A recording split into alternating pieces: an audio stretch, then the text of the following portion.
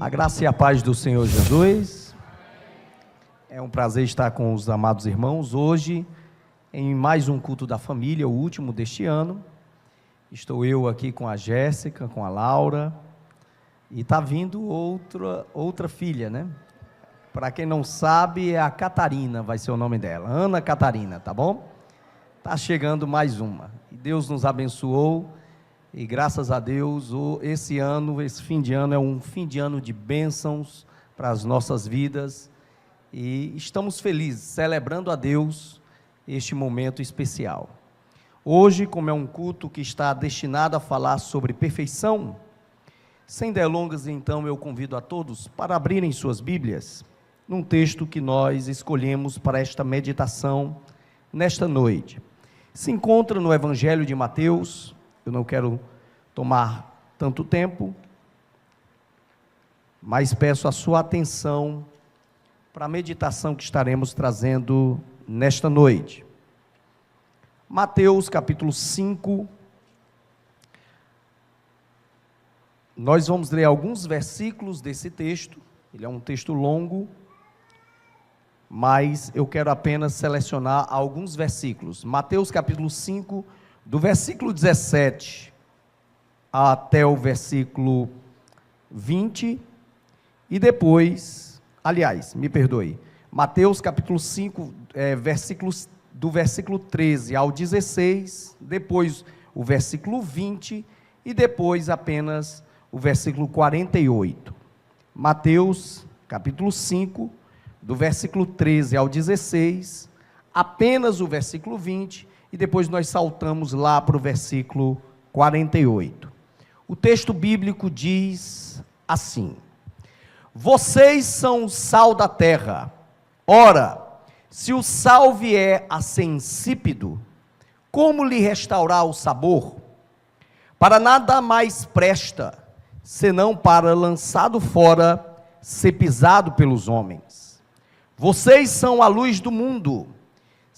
Não se pode esconder uma cidade situada no alto de um monte, nem se acende uma lamparina para colocá-la debaixo de um cesto, mas no lugar adequado, onde ilumina bem todos os que estão na casa. Assim, brilhe também a luz de vocês diante dos outros, para que vejam as boas obras que vocês fazem e glorifiquem o Pai de vocês que está nos céus. Verso 20: porque eu afirmo que se a justiça de vocês não excederem muito a dos escribas e fariseus, jamais entrarão no reino dos céus. E lá no versículo 48 diz assim: portanto, sejam perfeitos, como é perfeito o Pai de vocês que está no céu. Eu pediria a sua atenção para esta meditação que estaremos fazendo sobre um trecho da mensagem do Sermão do Monte. Aqui neste momento, Jesus está assentado em um monte próximo a Cafarnaum, no seu segundo ano de ministério, que é considerado como um ministério público, o ano público de Jesus. E nós temos, portanto, um dos sermões mais profundos que o mestre ensina. Afinal de contas, Jesus está agora apresentando de forma detalhada a sua mensagem. E ele está apresentando cada uma das partes, portanto, dessa exposição do seu evangelho. É interessante, amados, Jesus, portanto, abre essa mensagem, o texto começa lá no capítulo 5, versículo 1, Jesus se sentando, portanto, para ensinar, e tinham ali diversos tipos de multidões. Havia os curiosos, que só queriam saber o que Jesus iria ensinar. Aparecia ali, portanto, um novo profeta na Galileia, e eles queriam saber o que esse homem está ensinando. Outros, que já tinham ouvido falar dos milagres, estavam atrás ali apenas do benefício do mestre. Eles queriam chegar perto para serem beneficiados pelo mestre. Outros estavam ali, na verdade, procurando um defeito. Fariseus, escribas, estavam ali olhando o que Jesus poderia errar no seu ensino para acusá-lo, ou de um herege, ou de um falso profeta, ou de um amutinador. No entanto, o texto é enfático em falar que dentre essas multidões, tinha uma multidão distinta, uma multidão de discípulos. Tanto que quando o mestre se senta para ensinar, esses discípulos se achegam aos seus pés, porque eles estavam interessados em ouvir a voz e o ensino do nosso mestre. Esse sermão, portanto, Jesus não estava direcionando aos curiosos. O Sermão do Monte, Jesus não estava ensinando de maneira nenhuma ali àqueles que estavam procurando um defeito.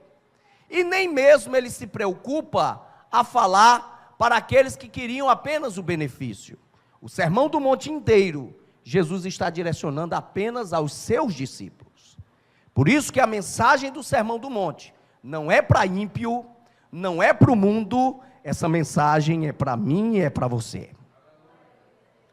Quando Jesus abre esse sermão, portanto, ele começa com as bem-aventuranças. As bem-aventuranças nada mais são do que as características daquele que foi alcançado pela graça.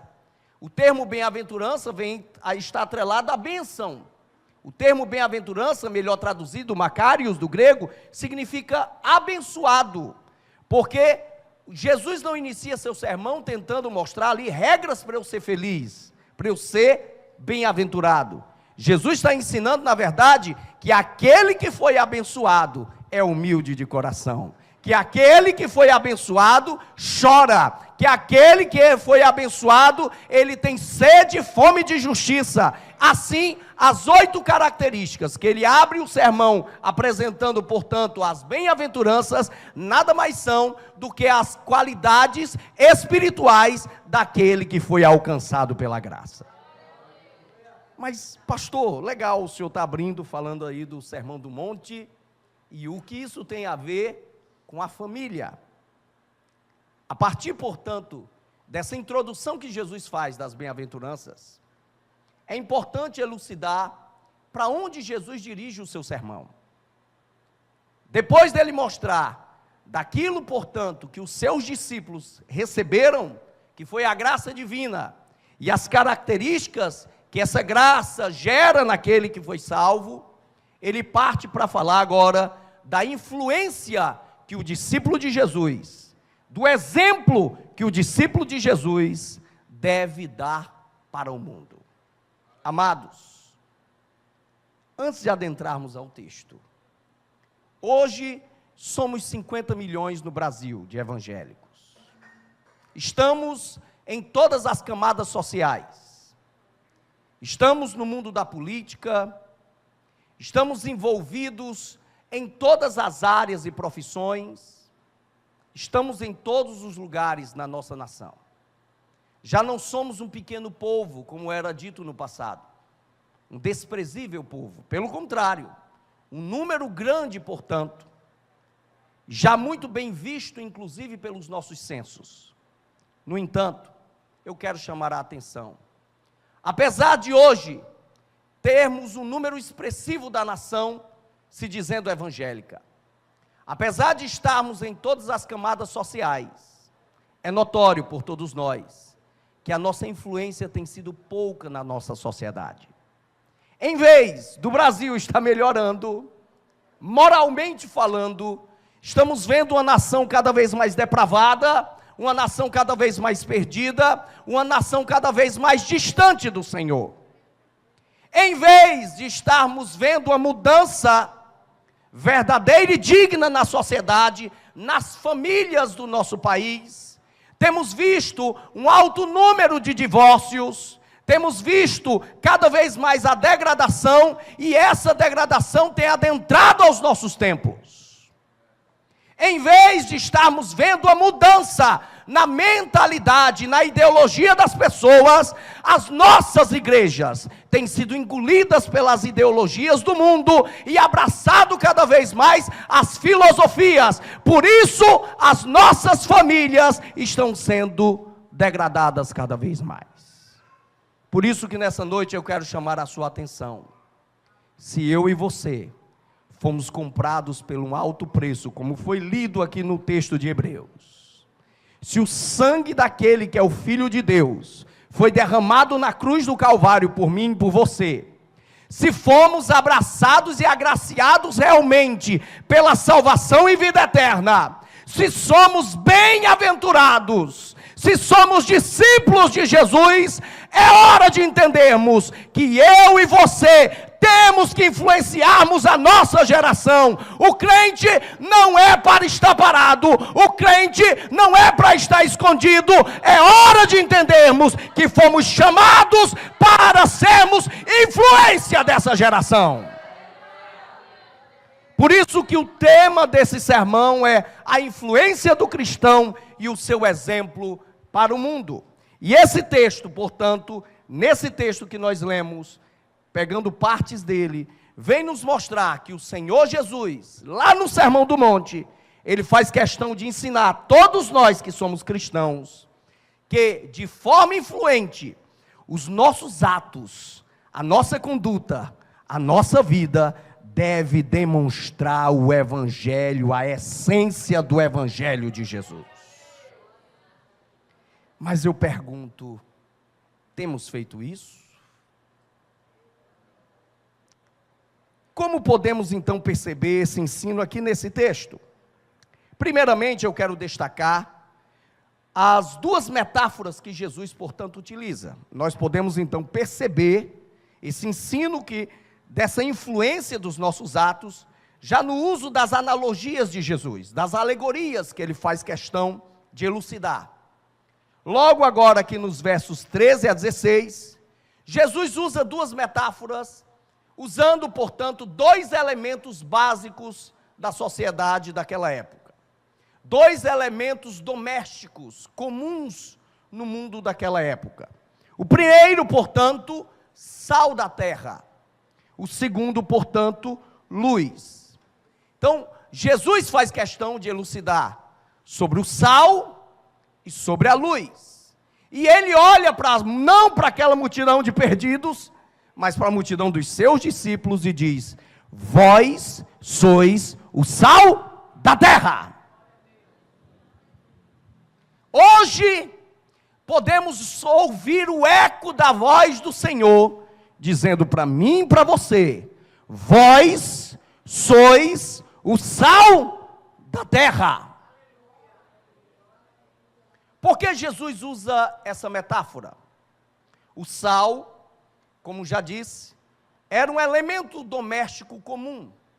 E num povo pobre, como havia naquela época, praticamente o sal era o único tempero da alimentação da maioria dos judeus. Quando ele fala do sal, todo mundo daquela multidão entendeu o que ele estava dizendo. E Jesus, das qualidades do cloreto de sódio, ele faz questão logo de elucidar o sabor.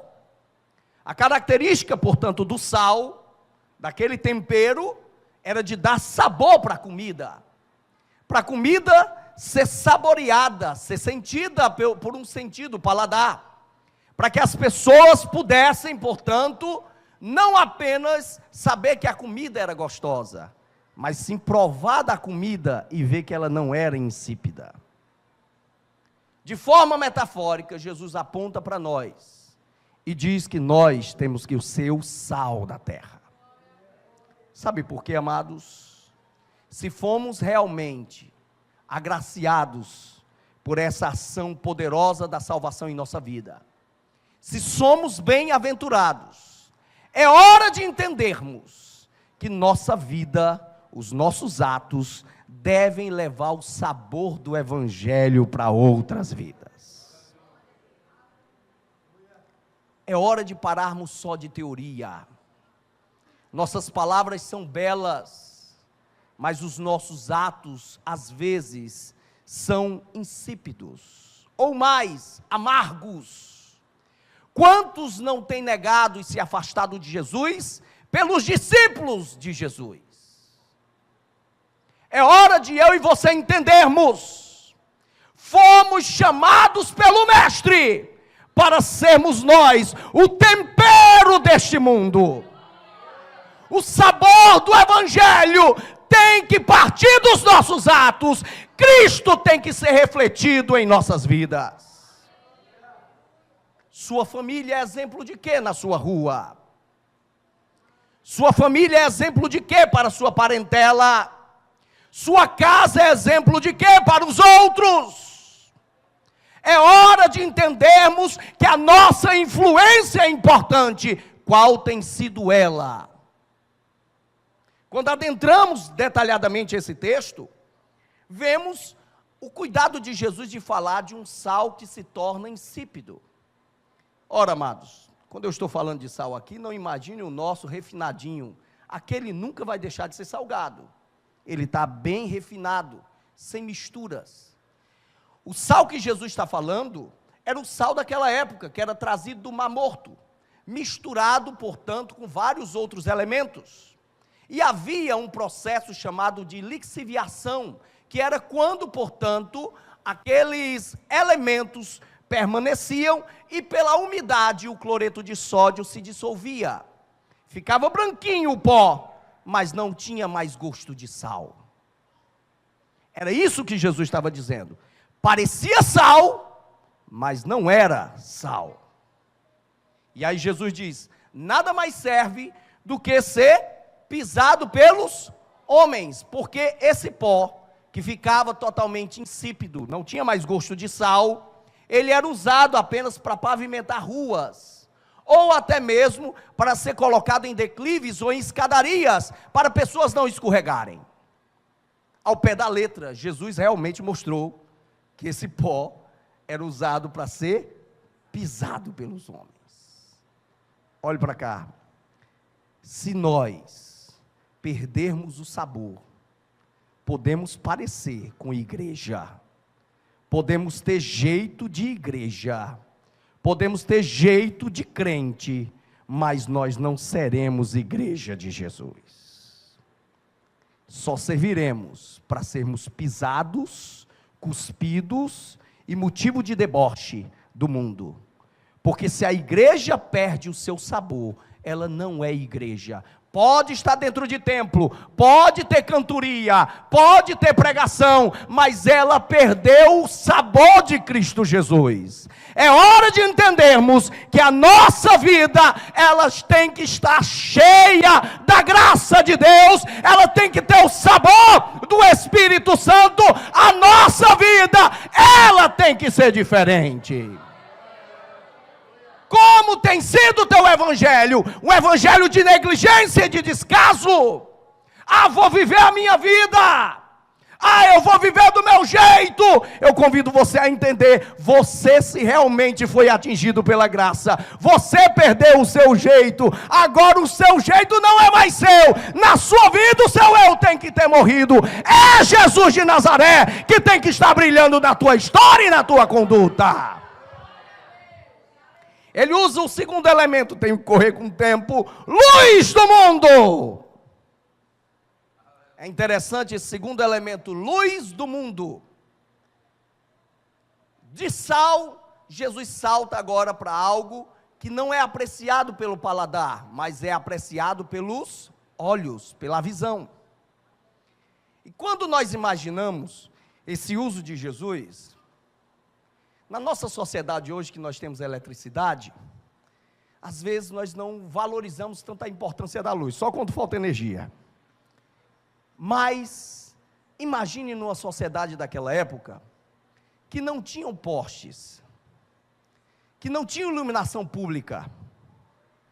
O que lhe restava era a lua e as estrelas.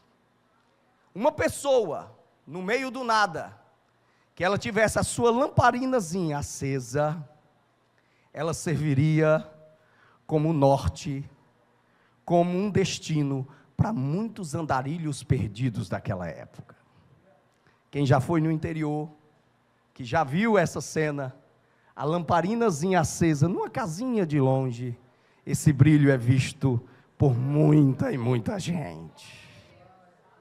Jesus usa para mostrar para mim e para você que nós só temos sentido, igreja só tem sentido, se ela servir para iluminar. Se luz não servir mais para iluminar, não é luz, é outra coisa. Luz só presta para iluminar. E o mestre logo ele vai para outro detalhe, ele mostra uma cidade construída sobre um monte. Talvez Jesus estivesse falando de uma fortaleza no monte chamado Tabor. E os ouvintes daquele momento entenderam o que o mestre disse. Mas indo para algo mais prático para nós, imagine a mesma cena escura, de um local escuro que não tem eletricidade, daquela época. E eu vejo no monte, várias casas com várias lamparinas. Aquela cidade serve de farol para todos que estavam perdidos. Porque não vai ser só uma luz, vão ser muitas luzes. E quanto mais luz, serve muito mais para atrair, para direcionar aqueles que estão perdidos. Irmãos, Jesus olhou para nós e disse que nós éramos luz do mundo, porque Ele é a verdadeira luz. Ele é a fonte de toda a nossa luz. Mas lá em Filipenses 2:15, Paulo disse algo fantástico. Nós somos como essas lamparinazinhas, nós somos luzeiros, e juntos nós somos essa cidade que tem que estar brilhando para o mundo. As pessoas têm que se espelhar em nós, para entenderem como servir ao Deus Todo-Poderoso. Amado, você tem sido exemplo, você tem sido luz? Nós temos feito isso? Ou temos mais afastado vidas do que trazido para Deus? É interessante ainda dentro dessa luz, um outro detalhe que Jesus salienta. Não coloque a vossa candeia debaixo de um alqueire. Está na sua versão Almeida Revista Corrigida. Talvez você muitas vezes leu e não entendeu o que Jesus disse. Ainda bem que as versões mais novas são mais fáceis. Não coloque a sua lamparina de barro, que era a candeia daquela época, debaixo de um cesto.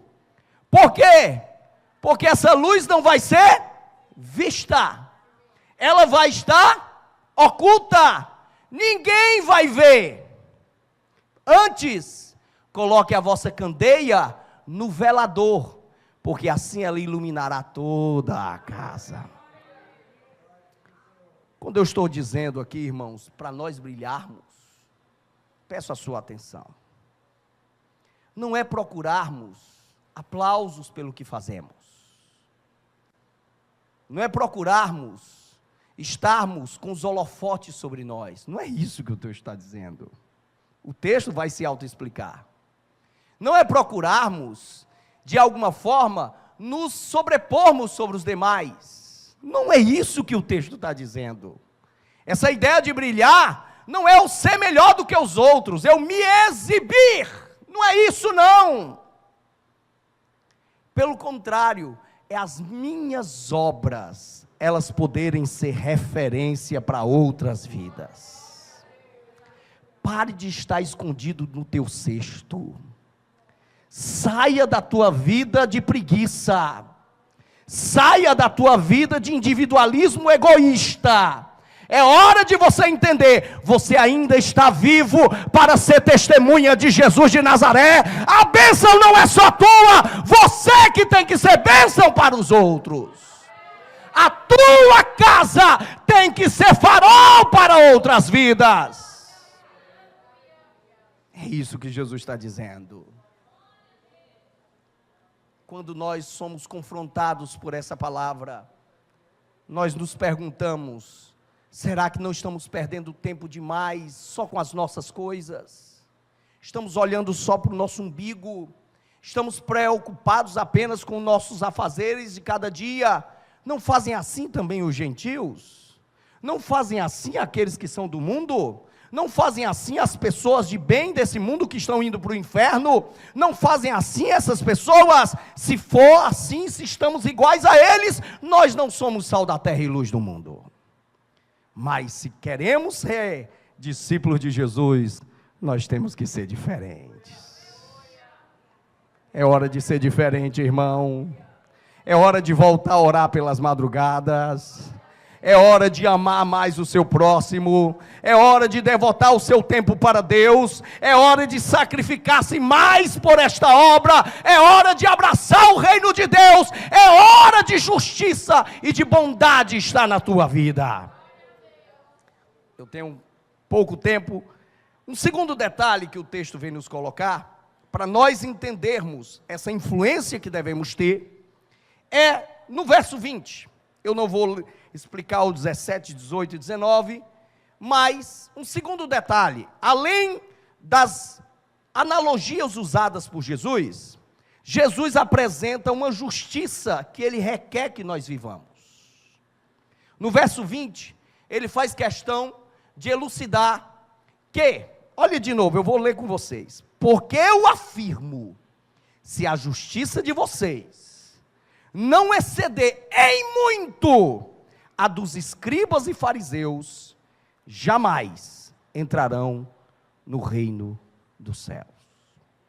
Ora, quando a gente fala de fariseu, a gente já tem uma má imagem, pelo que o Novo Testamento apresenta deles. Claro que os fariseus em si não eram maus no passado, eles nasceram de um movimento bom, que eles são oriundos dos macabeus.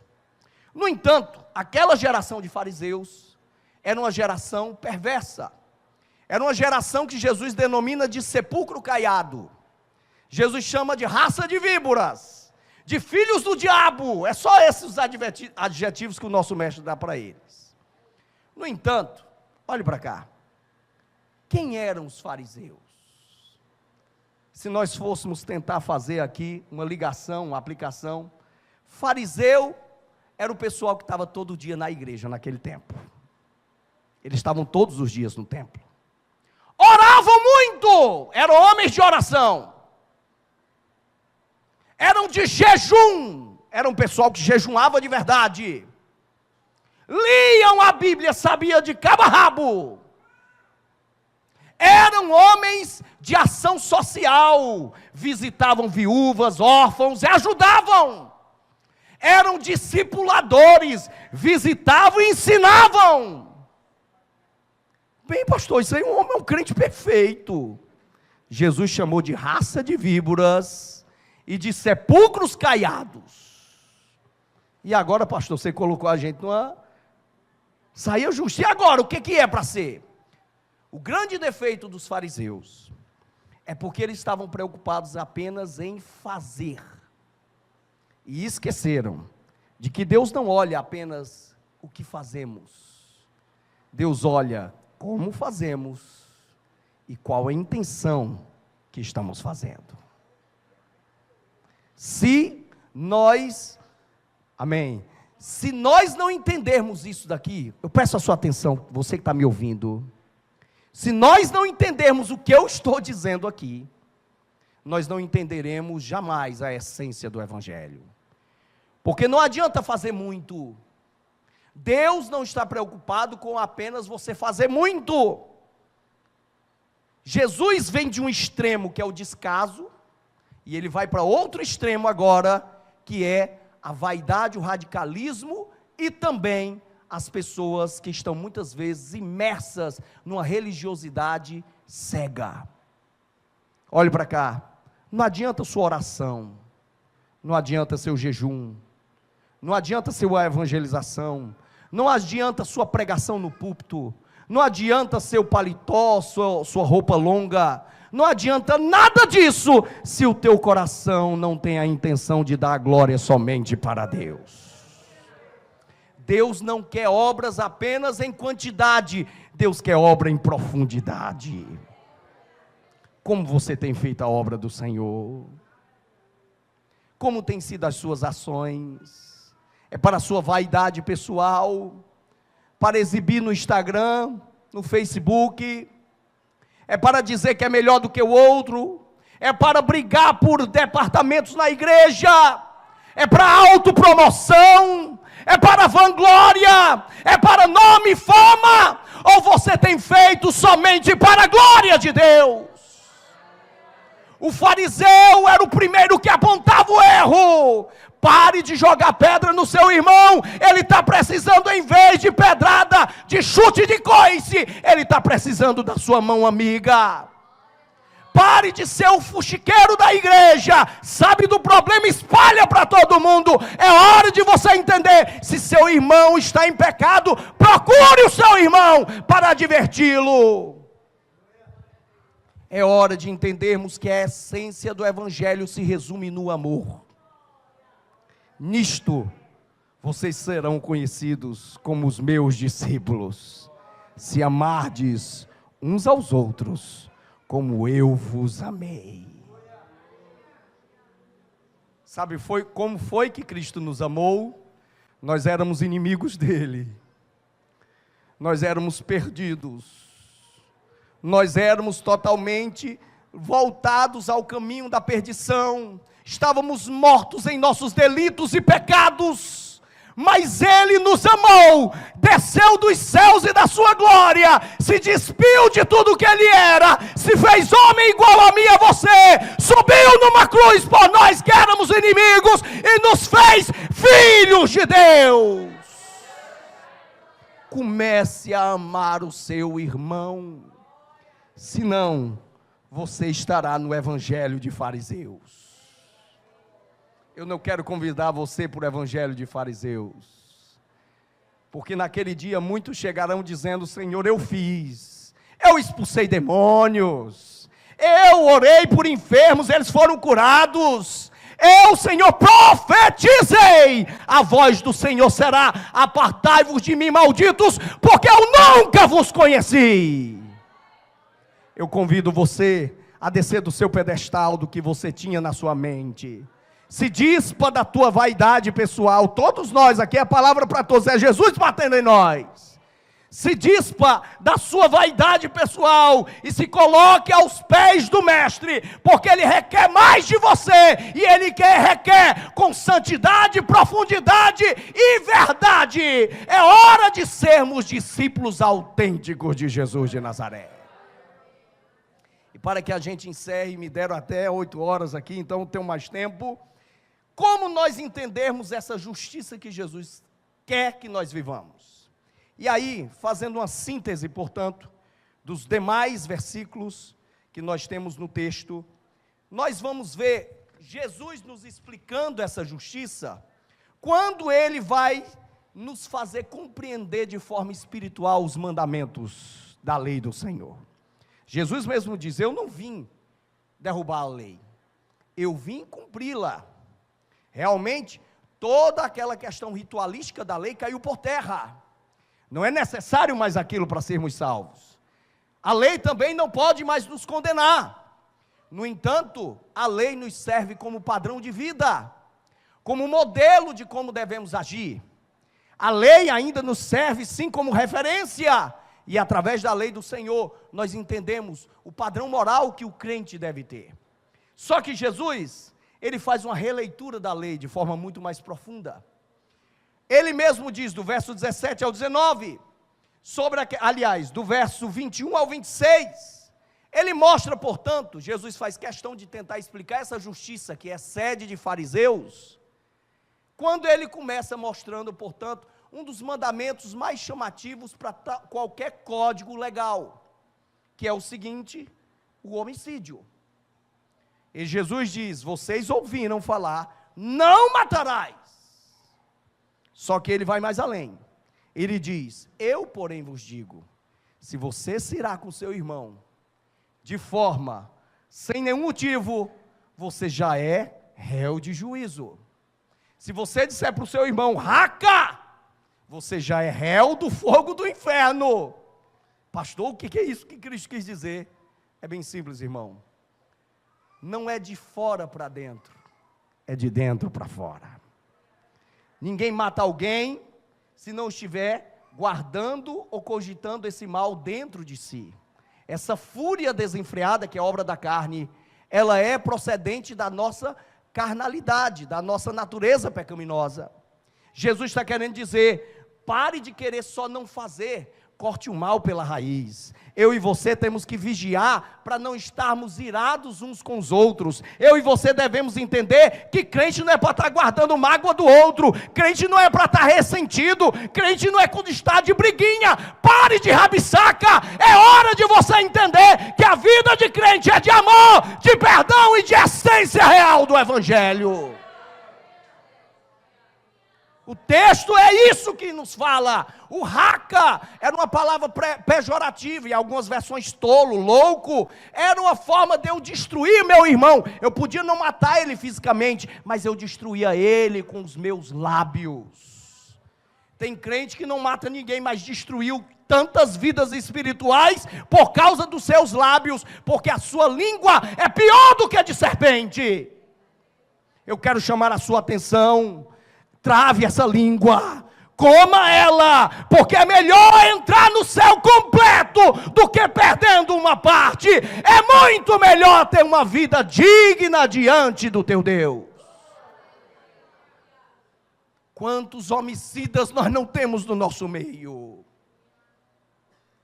Mas hoje, se você que está me ouvindo, a palavra está batendo em você, porque ela está batendo em mim, eu quero chamar a sua atenção. O carpinteiro de Nazaré está no nosso meio, e não há problema que ele não resolva, não há causa que ele não restaure. Este é o nosso Senhor. É hora de entendermos a nossa missão neste mundo. Jesus fala sobre o adultério. O adultério também, que em qualquer código legal é não aceitável. Não é só pela lei de Moisés, é por qualquer código legal. Jesus mesmo mostra: vocês ouviram falar, não adulterarás. Eu, porém, vos digo, se você cobiçar a mulher do teu próximo, desejando ela, você já caiu em adultério. Por que Jesus está falando sobre isso? Porque é de dentro para fora. Não adianta parecermos salvos se a nossa mente é cheia de podridão. Não adianta parecermos crentes se estamos cultivando todos os dias toda forma de prostituição, seja visual ou mental, dentro de nós. É hora da nossa vida ser uma vida santa, ser uma vida entregue a Deus. Mas pastor, e o meu olho, arranca ele, foi Jesus que disse. É melhor entrar no céu sem ele do que ir completinho para o inferno. Traduzindo, vigie os teus membros. Sabe por quê? Porque eles não pertencem mais a você. Se você é discípulo de Jesus, o teu corpo pertence a Deus. Santifica o teu tabernáculo espiritual, santifica o teu templo, que é o teu corpo. É hora de vivermos uma vida de santidade. Tape o olho, feche a boca, cuidado com a tua mão, cuidado com o teu pé. É hora de termos uma vida santa. Ele fala do divórcio quando está falando sobre o adultério. Ora, naquela época, uma escola de fariseus, a escola de Léo, os homens trocavam de mulher por qualquer coisa e usavam falsas alegações. Às vezes a comida da mulher estava ruim, o cabra pegava, trocava: eu não quero mais ela. Aí casava com outra. Era uma forma de dizer: eu não sou adúltero, estou seguindo a lei. Está aqui a carta de divórcio, Moisés deu. Eu estou agora trocando só de mulher. Eu não quero mais essa velha, eu quero uma nova. Jesus desmascara tudo aquilo ali do evangelho de fariseus, para mostrar o evangelho dele, a lei dele. O pecado, amados irmãos, é justamente o homem já está casando pensando no divórcio. O casamento é um só, o ideal de Deus é um só. Que casemos para a vida toda, que lutemos pelo nosso casamento, que lutemos para que nossa mente não esteja desejando o que não serve. Se formos zelosos com isso, nosso casamento jamais vai ser destruído, porque estamos sendo zelosos de dentro para fora. O juramento, naquela época as pessoas estavam jurando. Ele diz: olha, a lei é contra o falso juramento. Eu digo mais: Não jurem. Por que Jesus disse isso? Aquelas pessoas faziam vários juramentos, juravam por Deus, pelo templo. Jesus faz questão de dizer: vocês não têm direito de jurar por isso. Vocês não sabem nem se amanhã vão estar aqui. Vocês não conseguem acrescentar um côvado da vida de vocês. Vocês não podem fazer nada. Nada lhe pertence. Para que você está jurando? Mas se você foi comprado pelo sangue de Jesus, se o Espírito Santo habita em você, a tua palavra deve ser sim, sim e não, não.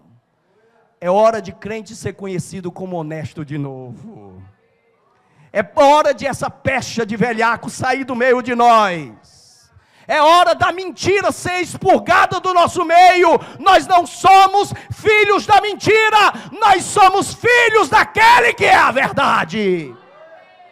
É hora de crente ser conhecido como sincero. A tua palavra deve valer mais do que qualquer juramento. E Jesus encerra esse sermão, o tempo já se foi, falando de outros dois. Sobre a vingança, a lei dizia olho por olho, dente por dente. Jesus vai dizer: eu digo para vocês, vocês devem, se alguém bater de um lado, oferecer o outro. Se alguém te forçar a andar 1 milha, ande 2. Se alguém te pedir a túnica, dá a capa. Não resista ao perverso, ou seja, não retruque mal com mal. Crente não é para ser conhecido como valentão.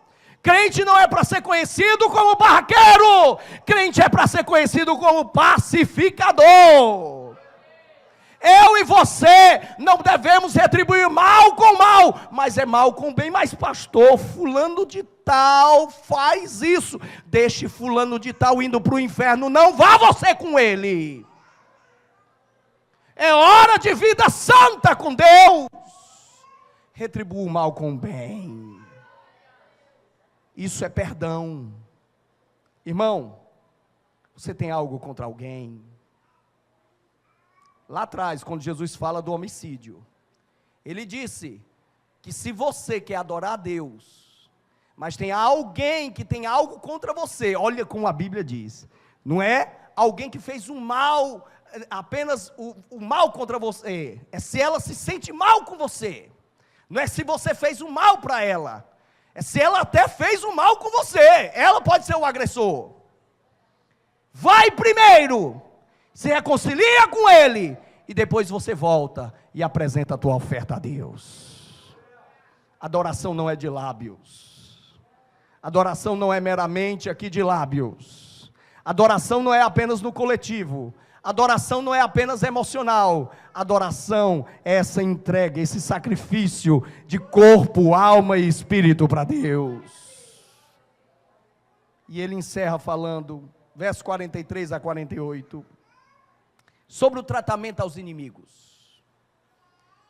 Vós ouvistes falar, eles faziam uma leitura errada de Levíticos 19 e 18, que nós deveríamos amar os da nação apenas. Ou seja, amarmos uns aos outros, mas os nossos. Jesus diz: se vocês fazem isso, vocês são iguais aos gentios. Eu, porém, vos digo: amai os que vos odeiam, abençoai os que vos amaldiçoam, orai pelos que te perseguem, porque é fazendo assim que nós seremos perfeitos, como perfeito é o Pai que está nos céus. Aí você diz: mas pastor, isso é o que o texto diz? A perfeição aqui não é a inerrância que Jesus está falando, não. Verso 48, leia o contexto. Jesus começa mostrando que o Pai, Ele dá o sol para justos e ímpios. Ele abençoa o justo e abençoa o ímpio. Façam vocês também o mesmo. Ser perfeito como Deus é perfeito é amar a todos, é lutar por todos, é brigar por esse evangelho. Eu encerro esta palavra, você que me ouviu. Talvez você disse, pastor, é muito alto para mim. Eu não disse que era fácil. É o caminho estreito que Jesus te prometeu. E o evangelho é esse evangelho de sacrifício. É todo dia você lutar contra o seu maior inimigo, que é você mesmo. É contra a sua vaidade pessoal. Eu queria que você que me ouviu, parasse e pensasse, qual legado você tem deixado? Qual é a tua influência, irmão? Qual é o teu exemplo? Eu não consigo sozinho. Eu não disse que você estava sozinho. Isso pode ser difícil, mas o Espírito Santo de Deus habita em você. Jesus de Nazaré disse que até os fins dos tempos Ele estaria conosco.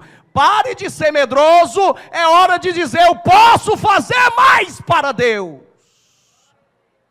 Está chegando 2025.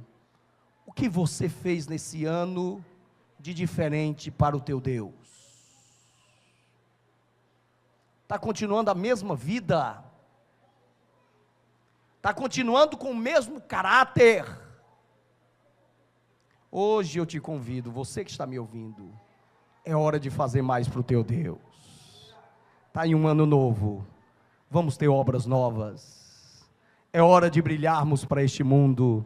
É hora de provarmos para este mundo que o Evangelho de Jesus salva, que o Evangelho de Jesus transforma, que o Evangelho de Jesus liberta, porque as nossas vidas vão estar resplandecendo a glória de Deus. Que Deus em Cristo abençoe a todos.